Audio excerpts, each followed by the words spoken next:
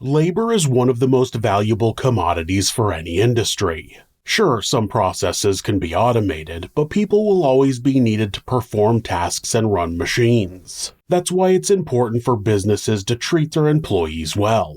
The world is full of companies who value their labor pool and ensure the workers know it. Sometimes, though, that doesn't come without a fight.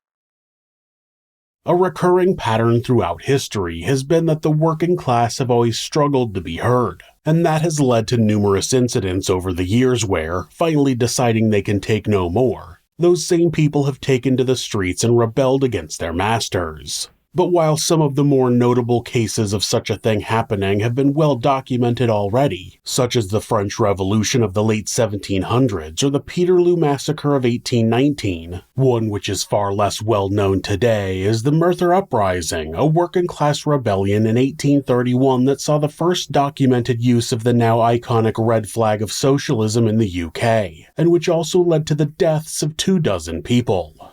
Merthyr Tydfil is a relatively small town located in the south of Wales, about 23 miles or 37 kilometers north of Cardiff. But while it may be modest in its size, with its population being less than 44,000, it once played a crucial role for the UK's industry as the all-powerful iron capital of the world on account of the large-scale iron mining and production that took place there. It was so crucial to the overall economy that it was actually necessary for the world's first ever railway journey to take place there in 1804. From there, a train carrying valuable iron supplies was transported out of the town. By the time the early 1800s came around, the once tiny village had become a full-blown frontier town, one that was then an epicenter for the industry. In fact, of the 21 ironworks based in South Wales at the time, a full 10 of them were located within Merthyr Tydfil's legal jurisdiction, and with the 5 biggest employing a total of around 14,000 men, it meant people came from all over the country looking for work, causing the population to explode from just 8,000 in 1801 to 27,000 come the dawn of the 1930s. Double the amount of people found in the traditionally higher populated Swansea and 4 times as many as the capital Cardiff. For as rich in natural resources as Merthyr Tydfil was, and for as powerful as that made the town as a consequence, such riches and power didn't exactly trickle down to the working class populace on the lower rungs of society. For them, life was often hard and unforgiving. Aside from the conditions in the mines and ironworks being brutal, with long days, accidents or deaths, and disease brought on by toxic byproducts being commonplace, like with any other capitalist enterprise, those who controlled the means of production wanted to make sure they made as much money as possible for themselves, all while keeping their employees under their heel. Yes, the big iron masters of Merthyr ruled the area like the feudal lords of old would have, positioning themselves in high seats of power in their grand mansions, all while their employees were forced to take their relative scraps. Sure, they might have been paid comparatively well when stood next to other places in the UK at the time, but that didn't mean they weren't being undervalued all the same. And it didn't mean that when the economy was in a state of slump, it wouldn't be them who paid for it rather than their employers. That's right, if a recession took hold, then those in power everywhere were going to do everything they could to make sure they still lived as comfortably as possible, and that meant bad news for the workers of Merthyr Tydfil in particular. That was because, of the places that were liable to be hit hardest by such a recession, it was right up there amongst the most vulnerable for the very reason that, as mentioned earlier, given how vital a location it was in terms of the overall British economy, pay was often higher there than it would be in other parts of the country. During periods of economic boom, folks in the Welsh town could be expected to earn as high as 60 shillings per week, several times what the average factory worker or farmhand in England or Scotland would take home with them around the same period. But that was also a double-edged sword to be living under as, whenever times got tough, such as it did in the late 1820s and 1830s when both the end of the Napoleonic Wars and the stock market crash led to iron plummeting in value, it was those working in the iron industry who suffered the most dramatically as they went from feast to famine in short order. That meant mines and the iron factories located in the south of Wales, seeing their overall income plunge by as much as 40%. Caused the workers there to quickly fall into either severe debt as a result of their wages being slashed, or outright unemployment as their jobs were cut altogether. Obviously then, such an event created a situation where life in Merthyr Tydfil became completely untenable for many, and that was only made worse by the fact inflation, usually associated with times like those, had also caused food prices to swell. That said, citizens living there wouldn't be broken.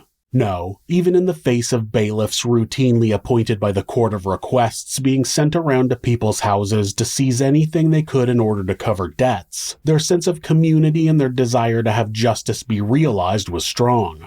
But then why wouldn't it be? After all, it wasn't like the people there were an uneducated group who had no idea how badly they were being taken advantage of. No, they were generally pretty well educated, in fact, with most being highly conscious in both labor politics and socialist ways of thinking. And they were also well aware that, if push came to shove, gathering together in protest of their conditions was a viable option because, as recent history had shown, that sort of thing had worked so well in the past. Throughout the late 1700s and early 1800s, mass gatherings of workers fighting for better conditions had been commonplace throughout the UK. So much so that the Combination Acts of 1799 and 1800 had to eventually be brought into place at the turn of the century by British Parliament, with the goal being to prevent unlawful combinations of workmen gathering together to form trade unions. But while that may have led to the state-sponsored deaths of 220 men and women between 1800 and 1815, it didn't do much to quell the overall growing disenchantment the working classes were feeling throughout the country. If anything, it only added to it, with the laws merely forcing things to go underground instead. As Rob Sewell, author of In the Cause of Labor, A History of British Trade Unionism, wrote, quote, "This reign of state terror unleashed by the ruling class proved to be the midwife of revolutionary trade unionism." And that's exactly why, over the next decade or so, a number of rebellions had broken out all across Britain, with that eventually leading to the legitimization of the General Union of Trades in 1824. So it shouldn't come as a surprise the workers of Merthyr Tydfil were familiar with that and were more than ready to use the union to their advantage when they felt the time was right. But before they did, they first had to get enough people on their side, something they attempted to do by spreading revolutionary literature around the area, all in the hopes that it would convince their peers who remained on the fence to push for fair pay and treatment, something they believed was still possible if ironmasters would only be willing to accept a temporary dip in profits for the greater good. It wasn't like such actions from the ruling class were completely unheard of. In fact, there was a prominent example of that happening in William Crashaw II, one of the biggest ironmasters in the Merthyr area who had routinely been paying his workers better than his peers for years. So much did he believe his workers should be treated fairly, he actually helped to create the Political Union of Merthyr, a socialist group designed to fight for democratic and humanitarian reforms when it came to the working class of the town. Why was Crashaw, a noted industrialist who had a vested interest in keeping the status quo the way it was, helping to rally his workers into pushing for reform? Well, somewhat paradoxically, despite his position in society, he considered himself to be something of a radical, someone who wanted to see a fairer and more democratic society take foothold. That was exactly why he gave his full support to the people of Merthyr when they finally started gathering for a series of protests between November of 1830 and March of 1831 to push for formal changes to be enacted by Parliament. When it came to those specific goals, they had four major aims, with those being the abolition of the Court of Requests, the banning of citizens being imprisoned for simply being in debt, new laws that stopped excessive price gouging, and an outlaw of excessive undercutting of existing workers by means of hiring new staff for lower wages than their predecessors. Unfortunately, though, no matter how hard the protesters tried to have their voices heard, come the end of March, no real progress would have been made. And to make matters worse, despite William Crashaw's prior support of his workers, he was forced to announce pay cuts and redundancies in his own factory at that point, with the reason he had given being that he simply couldn't afford to do otherwise anymore. Of course, seeing only hypocrisy in that move, his staff were outraged as they felt they'd been betrayed by one of the only men in power who was on their side. And that led to a situation where, on May 30th, 1831, at the Wan Common above Dole, somewhere between 2,000 and 10,000 workers from the local area gathered together, with their intention being not to accept anything less than a complete bending to their demands going forward. Needless to say, that was something the Ironmasters of Merthyr simply couldn't have, as it was going to affect their bottom line. Thankfully for them, though, as the day went on, things calmed somewhat and it became clear the insurrection they feared wasn't going to take place. That said, while the people would go home peacefully that night, the same couldn't be said for the way they'd react the next morning when the actions taken by the Court of Requests caused things to bubble over once more. What exactly was it that happened to cause such an outbreak of fury? Well, that's where Lewis comes into the story. Yes, Lewis, or Lewis the Huntsman as he would later become known to the people of Merthyr, would soon become a key figure in the uprisings that were about to take place.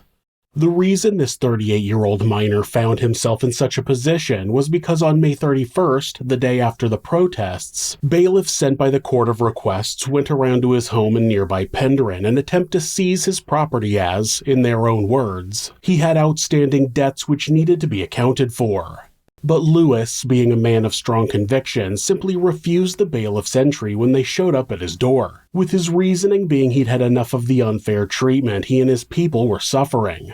And he wasn't alone in that act of defiance either, because his neighbors, hearing the commotion, would soon join in and stand by his side in order to prevent said bailiffs from entering his home. The stalemate was finally broken when local magistrate J.B. Bruce was called in to negotiate a compromise in which one trunk belonging to Lewis was taken away that day and the rest of his possessions left as they were. But while he and his neighbors would seemingly agree to that initially, they'd already decided by then they weren't going to take any more. And once the bailiffs and the magistrate left, they began concocting a plan to take back the power for themselves. That involved gathering even more disenfranchised and angry locals, and together they marched upon the home of the shopkeeper who by now was in possession of Lewis's trunk. They stormed into the shop and took the trunk back by force. Once that was done, they hoisted it up on their shoulders, all while Lewis was balanced on top, ready to give a fiery speech in Welsh where he rallied the troops into doing the same thing for all items that had been taken by bailiffs over the prior months. That's right, things had now reached a tipping point from which there was no going back. And that was exactly why the ever-growing crowd started marching back towards Merthyr as they prepared to go house by house, seizing control of any goods that had been taken from them and then returning them to their original owners. But that wouldn't be all they'd do. No, they also went after specific targets such as Joseph Coffin, the president of the Court of Requests, with someone throwing burning missiles through his window. That was a type of early rocket artillery that had been invented in 1808. As if that wasn't enough, the angry rebels also made their way over to the home of Thomas Lewis, a much-hated local moneylender, and forced him to sign a promise to return goods to a woman he had recently taken from. Seeing things were getting out of hand, J.B. Bruce attempted to take back control of the situation by gathering his fellow magistrates together and, with their help, enrolled around 70 local tradesmen to come in and help keep the peace as special constables. Unfortunately for him, though, the situation was too far gone by that point for such an attempt at quelling people's anger to work. That was why, feeling like he then had no other choice in the matter, he called in a total of 52 soldiers from the Royal Glamorgan Light Infantry the following day and had them dispatched all around Merthyr Tydfil and its surrounding areas. Meanwhile, as that was going on, the workers of Merthyr were also bolstering their numbers by collecting further supporters from various ironworks all around the local area. That said, for as many people as there were on the side of change now, there was one clear leader, and that was Lewis the Huntsman. After all, it had been his simple act of defiance that had ultimately triggered the whole uprising in the first place. So when, on June 2nd, he marched upon the Castle Inn where local employers and magistrates were holding a meeting with the High Sheriff of Glamorgan, the people followed him, all while chanting such radical slogans as, "Remember Paris," "Bread and Cheese," "Down with the King," and "Remember Poland."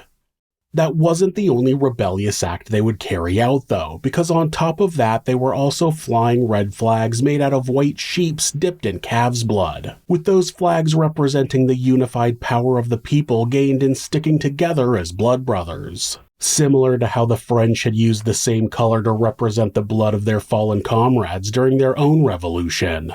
But once the now 10,000-strong group got to the Castle Inn and made their demands, they found their oppressors still weren't willing to listen to what they described as a rabble. That's a word that means a disorderly crowd or mob. All that ended up happening was J.B. Bruce reading them the riot act in both Welsh and English and demanding that they return to their homes. So that's why, enraged by that, they decided to attack en masse. Of course, that came with a counterattack too, as the troops who had been brought in to oppose them were subsequently commanded to open fire in response. Yes, it was a horrific scene to watch play out, as over the course of what followed, hundreds would be injured and 24 would be killed outright. But even in the face of that, the workers wouldn't give up. By that point, things had gone too far for them to simply lay down and accept any more injustice. So they kept fighting, with them eventually managing to force the troops to retreat back into the inn where they remained for the next few days hiding out. With the ruling classes now largely stuck in there with them, that meant the streets of Merthyr were finally free to be taken over by the people, which is exactly what happened after that. At that point, roadblocks and barricades would be set up all over town, with armed workers guarding those roadblocks and stopping any new soldiers from getting in. It didn't matter if it was the Swansea Cavalry, the Glamorgan Yeomanry, or any other number of forces who tried to take the town back. They'd all be surrounded and disarmed before being sent packing. And while that was going on, the people of Merthyr were simultaneously trying to spread their revolution even further by sending delegates out to nearby towns within Wales. The protesters' efforts worked to an extent, as pretty soon thereafter strikes were being carried out in northern Monmouthshire, Neath, and Swansea as well. So realizing something had to be done soon if they had any hopes of restoring order, the magistrates managed to flee town under cover of darkness and make their way over to Cardiff, Newport, and London. After making their escape, they got to work gathering additional troops to be brought back to Merthyr Tydfil the following day. As if that wasn't enough, in order to distract the workers and buy some time for themselves while their soldiers made their way over there, they got in contact with the now occupied town that very evening and pretended to be willing to meet the people's demands, something that had the effect of spreading confusion and discord throughout the rebel movement, with some at that point believing the lies they were hearing and feeling like the uprising should come to an end. Obviously, that played right into what the magistrates wanted. So much so that once the 1,000 or so reinforcement troops eventually arrived in town, the workers would be sidetracked enough with their own infighting that they were pretty much left sitting ducks. After that, it was academic, as within hours the revolt that would become known as the Merthyr Rising was over and the workers of the town had nothing to show for it other than 24 of their kin being dead and even more being arrested. As a measure of revenge over what had happened, the Old Order of Merthyr had decided to put a full 26 members of the uprising on trial, with several of those men and women being sentenced to life imprisonment. Of those who weren't taken to jail, they faced an even worse fate, with that being exile from the country by being shipped off to the penal colony of Australia, with one of the people on that ship being Lewis. Sure, the authorities could have had Lewis hanged as he was initially supposed to be, but in the end, they decided executing the leader of the rebellion would only turn him into a martyr, something they had no intentions of doing. Instead, he was taken away by boat to the land down under, where he remained all the way up until his death on September 6, 1847. But that wouldn't be the end of the punishment the people had to endure because, feeling like someone had to face the hangman's rope so as to show future uprisings would not be tolerated, the authorities chose an ordinary working man to make an example out of. with that ultimately being Dick Penderin, one of many who had flocked to Merthyr from elsewhere looking for work prior to the uprising. That said, even if Penderin had to die in order to bring things to a close, what he and others like him stood for would continue to live on in the decades and centuries that followed, specifically in South Wales, where the workers and unions are known today as being amongst the strongest and most vocal in all of the UK. In fact, ever since 2013, a music festival named after the Rising has been held every year, with its goal being to use art and music to show everyone why what took place back in 1831 should always be remembered, especially today during a time when the working class have arguably never been exploited more, and the wealth gap between the rich and the poor has never been wider. Thanks for letting us tell you this sinister story. If you enjoyed it, subscribe on whatever platform you're on, and hit like, rate it, or leave a comment. Join us next week when we'll take you somewhere sinister.